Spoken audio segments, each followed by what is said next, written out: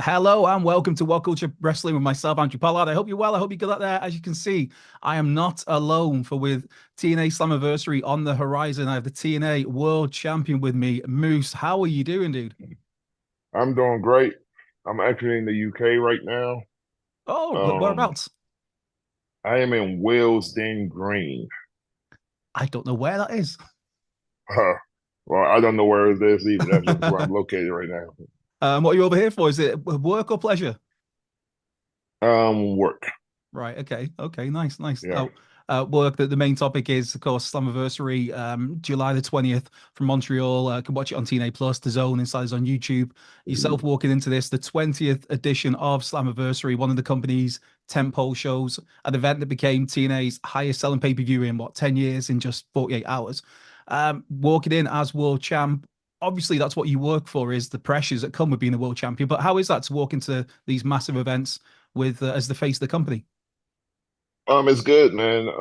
Like you said, this is our highest gate show in the last decade, and I mean the main event of it. So, big pressure. Not anything I'm not used to. It's big pressure, but I have a big back and I'm able to take it on. Yeah, and fair to say, I'd imagine you're one of the locker room leaders these days. Obviously, there's EY's there, Kazarian, Eddie Edwards as well, guys that were there maybe before you. But is that a role that you've taken on as well and thrived in these past few years? Yeah, I mean, I hate to say the locker room leader thing. I'm one of the veterans in the locker room. I leave that locker room leader stuff to EY and Frankie Kazarian, guys who've been here for 20 plus years, who've been wrestling for 20 plus years. Eddie also. I mean, I just try my best not to fuck stuff up and try my best to lead the younger guys to act correct, but to call myself a locker room leader, I'll leave that title to some of the older guys. Yeah. You mentioned Kazarian. He is in the six way for your world title at Slammiversary. There's Frank Kazarian, Josh Alexander, Steve Macklin, Nick Nemeth, and of course Joe Hendry, former WhatCulture professional wrestling world champion. How well? What elements of that match are you looking forward to? Because there's a lot of guys in there. Anyone particularly you're looking to slap around in particular? No, I'm looking forward to slapping all of them equally, and leaving there the TNA World Champion. Nice, I, nice. I'm just looking forward to that day. That day is gonna be very energetic. It's gonna be something special, and I'm looking forward to it. It's what today's what 19th is 11 days away, I Yeah, believe. yeah. Yeah, so So it's I yeah, and can't it's wait. the women's division's obviously stacked at the moment. The tag divisions are both stacked at the moment, and the rest of the men's, you've got like a Mike Santana's back in the company trying to make a name to singles. You've got a Speedball Mike Bailey, a Mustafa Ali, a Jake something. The Hardys back in there. Charlie Dempsey turned up randomly from NXT the other week. Hammer Stone, Jonathan Gresham, Sammy Callahan, Rich Swann. Is just this. It feels like TNA all over the from whatever division you're looking at, whatever roster. It seems like it's absolutely thriving right now. Yeah, I mean the whole company's thriving, especially with the help of WWE with this working relationship. The company's on all four cylinders right now. I can't wait to see how what the rest of the year looks like. Yeah, it's a crazy time, a fun time to be a wrestling fan, and I'm sure to be a wrestler at the moment where there is just an openness, a willingness for companies to work together more to help each other out. But all companies seem to benefit from this. I mean, as we're recording this, last night's NXT saw Joe Hendry pop up. Obviously, that's a rival of yours, somebody you've had some good tussles with over the last little while, someone you'll be facing at Slammiversary. But away from the rivalry, do you believe in Joe Hendry?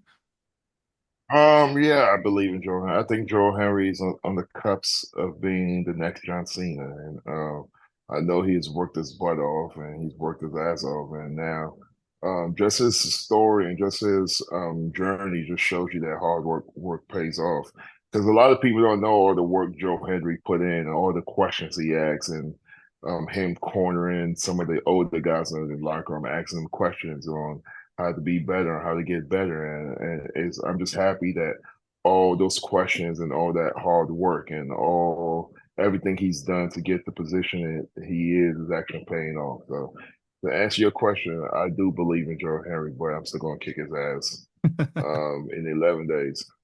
Brilliant. Just to quickly gloss over that NXT relationship, I saw an interview you did recently. Well, it was yourself and Oba Femi got into. There was an interview, then there was a Twitter response where you both kind of basically called each other out, and you said to him to get in touch with his bosses, you're getting in touch with your bosses. Anything on that? Because I think that's a fight a lot of people would like to see. Yeah, I think if I was to do anything in NXT, I think a match with him would probably be the money match, right? Yeah, We're both Nigerian, we're both huge human beings, and we're both very athletic and very good at what we do. We're both, I guess, monsters, they per se. So, if there was any match I would be willing to have, or I mean, obviously, I would do whatever I'm told to do.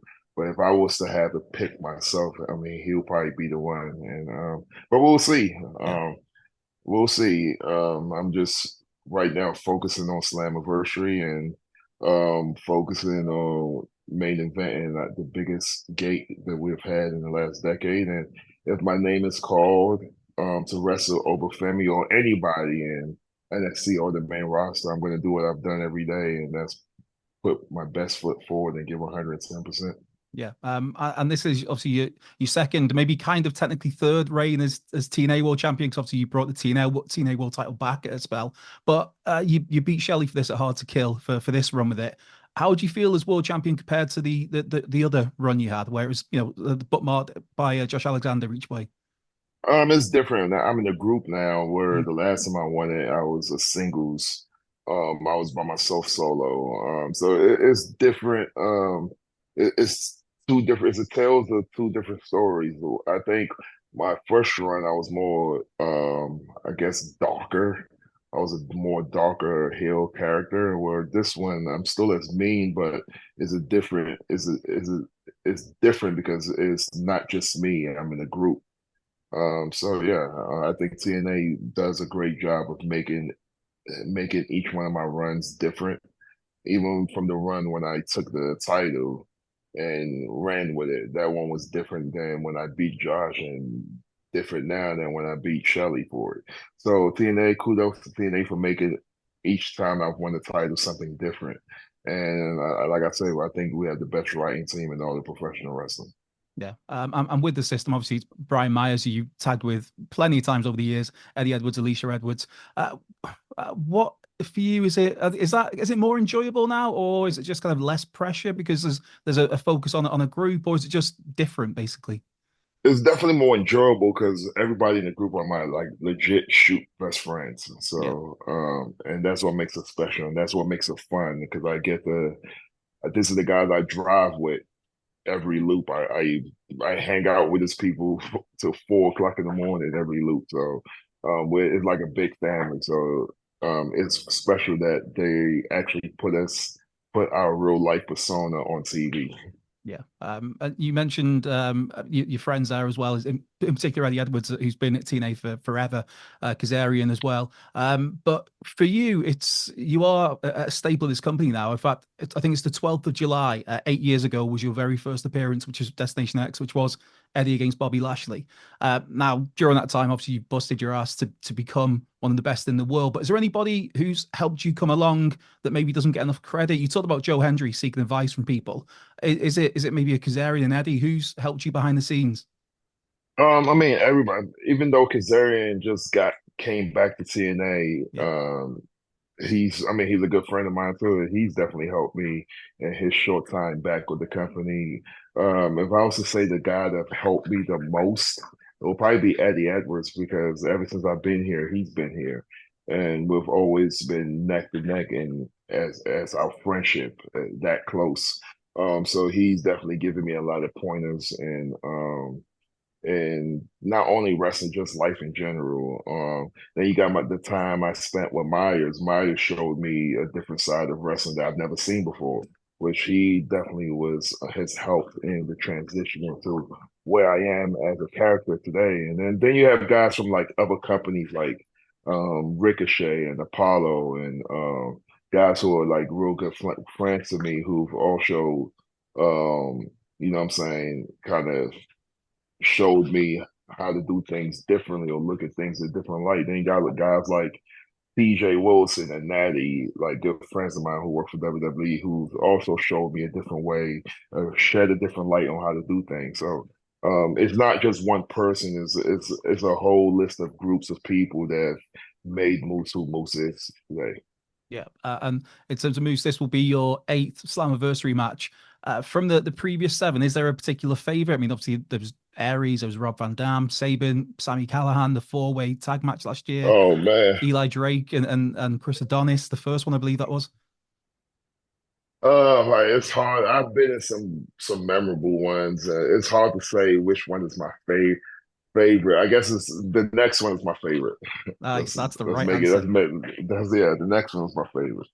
Yeah, and away from your own match, the world title match at Slammiversary, at the moment, as of this recording, I believe today there was a fifth match announced, which was Masha and Alicia Edwards against Danny Luna and Jody Threat. But you've got Mustafa Ali against Speedball, AJ Francis against PCO, which should be a hoss fight. And you got Jordynne Grace defending the Knockouts title against Ash by Elegance. Is there a particular one of those you're most looking forward to? Or is it just 'cause it's a really good card that's come together and there's still obviously a week and a bit left until the I, I'm pay-per-view? I'm looking forward to the whole night.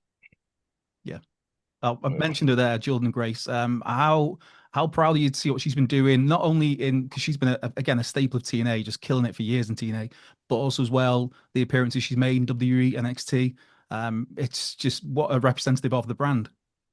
Oh yeah, she's the face of the company on the woman's side. I Yeah, mean, what she's the one who started this whole crossover thing. So she's in my Mount Rushmore of knockouts for yeah. sure. And I can say only nothing but great things about Jordan, and I'm happy for all the success that she's having and all the success that to come.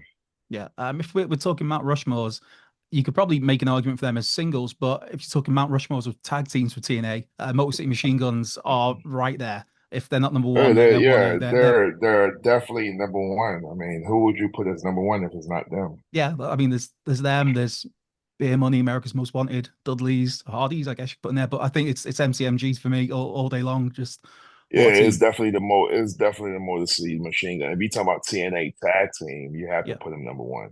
yeah. You 100% have to put them number one. Yeah, there's obviously there's lots of speculation about them at the moment, whether it's where they might end up. They could come back to TNA, could be WWE, AEW. How big a miss are those guys just from being around in the locker room? Because again, two very experienced TNA talents.